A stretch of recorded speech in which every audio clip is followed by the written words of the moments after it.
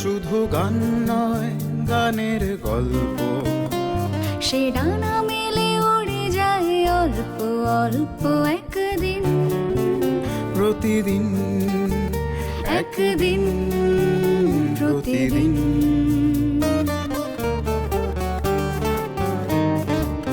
কেন সে গান গায় সে কথা অজানা, সে সর সন্ধির সন্ধিতে নিশানা। কেন সে গান গায় সে কথা অজানা, সে স্বর সন্ধির সন্ধিতে নিশানা।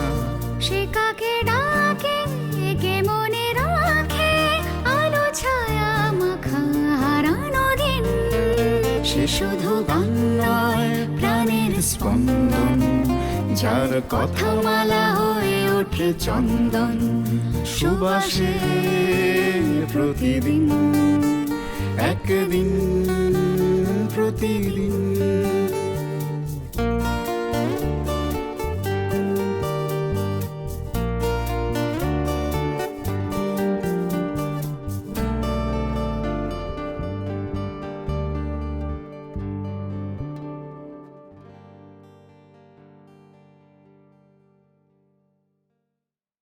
আসলে একটা অসম্ভব সময়কে চোখের সামনে দেখতে দেখতে হয়তো অনেকগুলো ওই সো কল্ড কোয়েশ্চেন তৈরি করেছিলাম, এটা জিজ্ঞেস করব ওটা জিজ্ঞেস করব, কিন্তু আমার মনে হচ্ছে এটা ওই গানের মতোই যেভাবে চলবে সেইভাবে চালাতে হবে। আমার না খুব মনে হচ্ছে আপনার এই কথাগুলো শুনে শুনে জীবন এবং সঙ্গীত এই দুটো তো একদম একটা বাইনারি রিলেশনশিপের মতো, মানে এটা না থাকলে ওটা নেই, এটা আছে বলেই ওটা আছে। এটাকে আপনি কিভাবে ব্যাখ্যা করবেন? রবিশঙ্করজি আমার কাকাকে একটা কথা বলেছিলেন যখন রাগ অনুরাগ হচ্ছে, কাকা শঙ্করলাল ভট্টাচার্য, উনি তো অনুলিখন ওটাকে করেছেন। ভাই শঙ্কর, আমার যা যা লোকে শোনে সে তারে শোনে, আমি ভেতরে শুনতে পাই সেই দুঃখটা। আমার ভেতরে যে দুঃখ জমে থাকা, যে তীব্র বেদনা দুঃখ, ওইটাই কিন্তু আমার বাজনা। সব রাগের মধ্যে দিয়ে আমি সেই দুঃখটাকেই বিভিন্নভাবে দেখতে পাই আর প্রকাশ করি।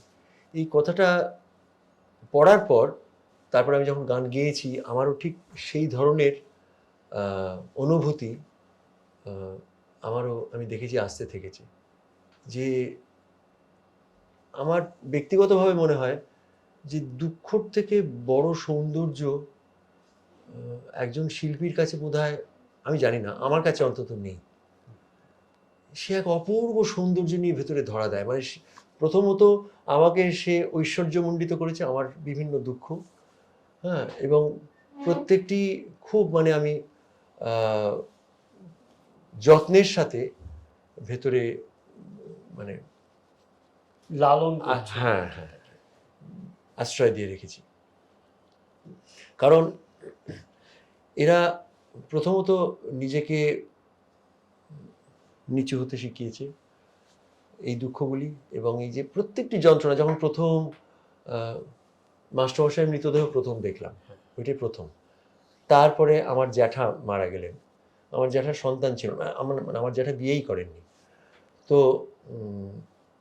দাহ করতে গেলাম চাকদার শ্মশানে, তা আমি সেই মুখাগ্নি করছি। হ্যাঁ, প্রথম সেটা একটা গঙ্গা বয়ে যাচ্ছেন, আমি আমার জ্যাঠাকে মুখাগ্নি করে তার দেহ সেই প্রথম একটা অনুভূতি। তারপরে বাবা চলে গেলেন, হ্যাঁ, গুরুদেব চলে গেলেন, গুরুমা চলে গেলেন। যে প্রত্যেকবার শ্মশানে যাওয়া, সেই দেহের সাথে শেষ মুহূর্ত অবধি থাকা, আর নিজের ক্ষেত্রে অর্থাৎ বাবার ক্ষেত্রে, মায়ের ক্ষেত্রে করণীয় যেগুলো সেগুলি করা, হ্যাঁ, এইগুলোর মধ্যে দিয়ে যেন পুরো জীবনটাকে দেখা যাচ্ছে, যেন জীবনের পরবর্তীটাও দেখা যাচ্ছে। আর সেইটা নিয়ে বাড়ি ফিরছি, হ্যাঁ, আরও বলা যেতে পারে সমৃদ্ধ হয়ে ফিরছি। তারপরে যখন গান গাইছি, আমার মনে আছে যখন আমার বাবা মারা যান, তারপরে রাশিদ ভাই আমাকে খুব দামি একটা কথা বলেছিল। রাশিদ বলেছিল যে দেখ, তোকে অনেকে জিজ্ঞেস করবে হয়তো এই ইন্টারভিউ বা কিছু লিখতে বলবে, তুই গানে প্রকাশ করবি। খুব দামি কথা বলেছিল।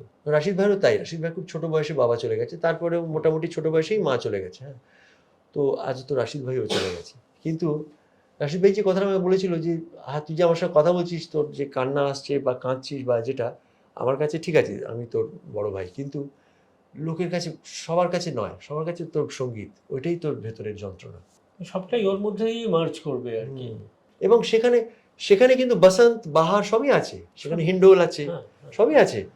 হ্যাঁ, কারণ ওই যে বলেছি, দুঃখের তিমিরে যদি জলে তব মঙ্গল আলো, তবে তাই হোক।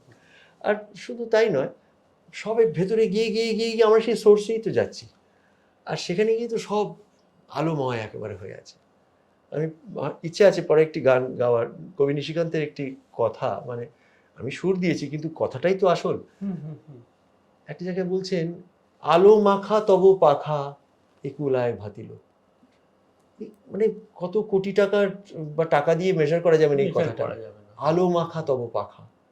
হ্যাঁ, সেই পাখা বলছে, গানটা বলছে যে ওগো পাখি অনুরাগী তব তরু সাধিল, পল্লবে পল্লবে কি স্বপন গাঁথিল, রঞ্জিত মুকুলিত অন্তর ভরিয়া তব তরে থরে থরে কি আসন পাতিল, সারা বেলা শাখা মেলা এই জীবন বিটপি তব সাথে দিনে রাতে কি ওড়ায় মাতিল। লাস্টে বলছেন, প্রিয়তম অনুপম হে সুদূর বিহারী, আলো মাখা তব পাখা একুলায় ভাতিল, নীলিমার পারাবার হারা তব গতিরে, ভালোবেসে কি আবেশে একুলায় বাঁধিল। মানে একটা চিত্রকল্প এবং তার সঙ্গে দর্শন মিশে রয়েছে। হ্যাঁ, এইভাবে হ্যাঁ। রবীন্দ্রনাথ বলেছেন তো, রবীন্দ্রনাথ দিলীপ কুমার রায়কে চিঠিতে লিখেছিলেন, কই আমি তো সেই আলো দেখতে পাই না যেখান থেকে নিশি ওর কবিতা লেখে। এত বড় কথা ছাত্র সমাজে বলেছেন, কই আমি তো সেই আলো দেখতে পাইনি বলেছিলেন। আবার উনি বলছেন আলোয় আলোকময় করে এলেই আলো নিশ্চয়ই আলো। নিশ্চয়ই বলেছেন বলেই তো ওরকম উনি তাই এই কারণে বোধহয় সঙ্গীত এত, মানে সঙ্গীতের দিকে তাকালেই বোধহয় ওই সার্চিং লাইটটা ধরা পড়ে। হ্যাঁ, সেখানে গিয়ে আর কিছু নেই, আর কিছু মানে আর কিছু প্রয়োজনও নেই। আর বাকিটা খুব মেকি মনে হয়। মানে ঠিক আছে যা হচ্ছে ঠিক আছে, আমরা সেটাকে not to look down upon বা not to see it as mundane, কিন্তু একেবারে মানে আনন্দের একদম মানে যাকে হাব বলা যেতে পারে, হ্যাঁ, ওর মধ্যে একদম ডুবে আছে, তুরীয় আনন্দের ডুবে আছে। ব্যাখ্যা। ব্যাস। গান গানটি গান গানটি গানটি গান গানটি। হ্যাঁ, আমি ছোট্ট করে ওই কম্পিটিশনের গানটা একটু হ্যাঁ হ্যাঁ গাইছি। হ্যাঁ।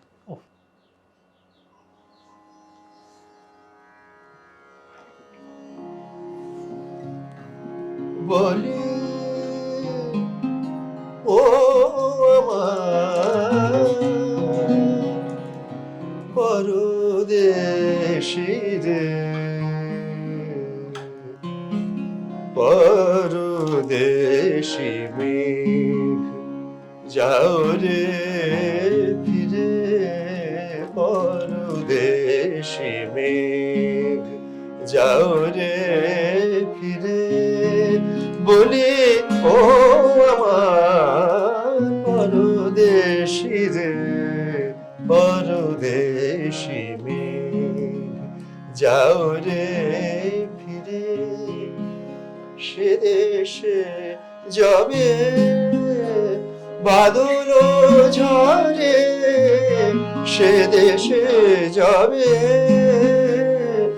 বাদল ঝরে,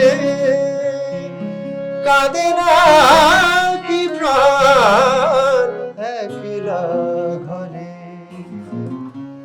কাঁদে না কি প্রাণ একলা ঘরে, বিরহ ব্যথা নাহি কি সেথা, বিরহ ব্যথা নাহি কি সেথা, বাজে না বাঁশি নদীর তীরে, বাজে না বাঁশি নদীর তীরে, পরদেশী মেঘ যাও রে ফিরে। ছোট্ট একটু সঞ্চারীর অংশ গিয়ে থামিয়ে দিচ্ছি। বাদল রাতে ডাকিল প্রিয়া, ডাকিল প্রিয়া, পিয়া পাপিয়া, ডাকিল প্রিয়া, পিয়া পাপিয়া, বেদনায় ভরে ওঠে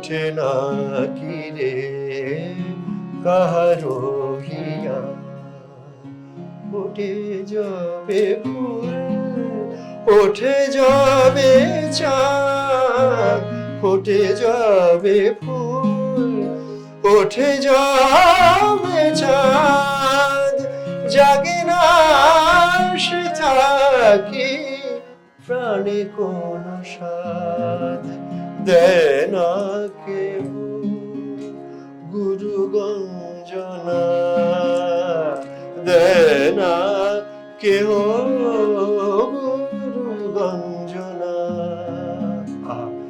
সে দেশে বুঝে কুলবতী রে, দেয় না কেহ গুরু গঞ্জনা।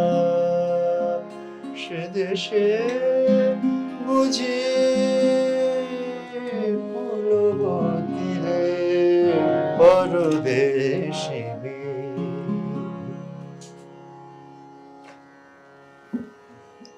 আরও একবার ঈশ্বরকে ধন্যবাদ দেওয়া ছাড়া কিচ্ছু করার নেই, কারণ একটা ঐশ্বরিক কোনো আলো বোধহয় আমাদের এই গানের ঘরে ভর করছে ক্রমাগত। এগুলো গুরুদের বিরাট কৃপা।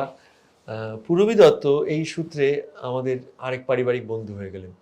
ওই যে নজরুল কম্পিটিশনে ছিলেন, হ্যাঁ, তারপরে মাকে বললেন যে ওকে একটু নিয়ে এসো এই গোল পার্কে, যেখানে এই সিটি কলেজ পাশে, ওইখানে ওনার বাড়ি ছিল। অ্যাকচুয়ালি ওর ছেলে আমাদের স্কুলে, আমি হাটলি স্কুলে পড়তাম, মানে তারপরে তো আমরা কলকাতায় চলে এলাম। মা মানে আনলো কেন, যে যাতে আমাদের গান শিক্ষাটা ঠিক করে হয়। আমার মা, তার কস্টে কি হতো যে মা এবং বাবা গরিফায় কাজ করতেন, রঙের কোম্পানিতে, জেনসন নিকলসন গরিফা ফ্যাক্টরিতে। বাবাকে যেতে হতো নৈহাটি গিয়ে চেঞ্জ করে গরিফা, আর মাকে যেতে হতো সেই মানে চাল অলির লাথি আর সাউথের ট্রেন জানেন তো কি অবস্থা, সেই শিয়ালদা থেকে প্রত্যেক দিন, যাতে আমাদের মানে পড়াশুনো গান বাজনা ঠিকভাবে হয়।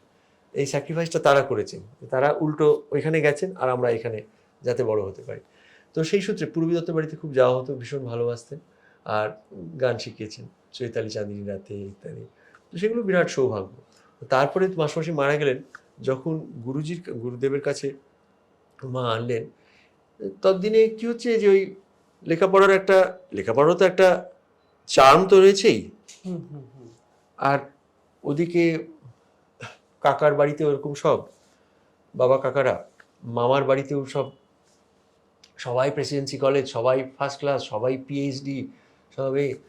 তো সেখানে হলো যে মাস্টার্স করতেই হবে। মা বলেনি, মা বাবা না, এবার হচ্ছে আউটার রিং আত্মীয়, হ্যাঁ, মাস্টার্স। আমাদের বাড়িতে মাস্টার্সের কমে কেউ নেই, মাস্টার্স।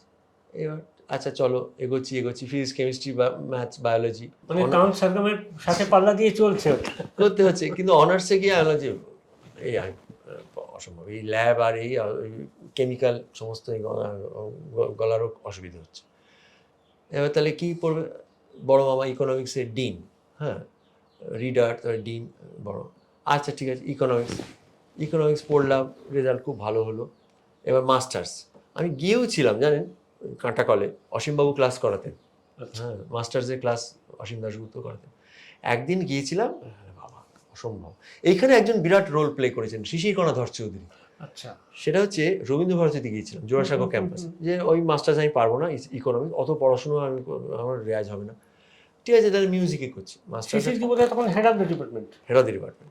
এবার আমি গেছি, আমি তো জানি না যে আমার গান উনি কোথায় শুনেছেন না শুনেছেন, আমি সব জানি না। আমি তো অ্যাজ এ ক্যান্ডিডেট গেছি MA ক্লাসে ভর্তি হবো, ঢুকতে আছে না, বাইরে, আচ্ছা বাইরে দাঁড়িয়ে আছে, এই কথা বলছেন কি কাজ করে হলো। তারপরে এবার আমি দেখছি যে আর কোনো কথা বলছেন না, নিজের কাজ। এবার আমি ঢুকতেই পারি, না বাইরে, আমি বাইরে গিয়ে কথা বলবো, এখানে ঢুকবে না। মনে মনে ভাবছি যে ওনার এত বাজনা শুনেছি, সুন্দর একটা এত ভালো মিউজিশিয়ান, উনি এরকম করে কেন কথা বলছেন, কেন এটা লাগলো। এবার উনি অফিস গুটিয়ে হয়ে এবার বাইরে এসছে, জানো তোমায় কেন ঢুকতে দিইনি ভেতরে? তুমি ভেতরে ঢুকতে দিলেই তুমি জিজ্ঞেস করতে কি নিশ্চয়ই ভর্তি হবে, সেই জন্য যে জানতে এসছো তো। আমি খবরও পেয়ে গেছি, আমি দিদির কাছ থেকে খবর পেয়েছি, দিদি চক্রবর্তী ওখানে ছিলেন, উনি অলরেডি বলেছেন শান্তনু আসবে ভর্তি, সেটা পরে জানতে পারলাম। আমি তখনই ঠিক করেছি তোমায় ঢুকতে দেবো না ওইখানেই। শোনো, তুমি MA পড়বে, তাহলে রেয়াজটা কে করবে? বললাম, না মানে আপনারাই তো এখানকার বলে, সেই জন্যই তো বলছি এখানে এসো না, সময় নষ্ট হবে, একদম এসো না, তুমি ঢুকবেই না এখানে। আমি বললাম, তাহলে মাস্টার্স হবে না? বলো হবে না, হবে না। এই যে জোরটা উনি দিলেন ভেতরে, অবশ্যই। বিরাট ব্যাপার কিন্তু। না হবে না, বললেন যে শোনো, একদিন তুমি এখানে এসে লেকচার ডেমনস্ট্রেশন করবে, আমরা সব শুনবো বসে। আমি কিন্তু তখন জাস্ট বিএ পাশ করা একটা কিশোর, আমাকে উনি 15 বছর পরের ঘটনা বলছে।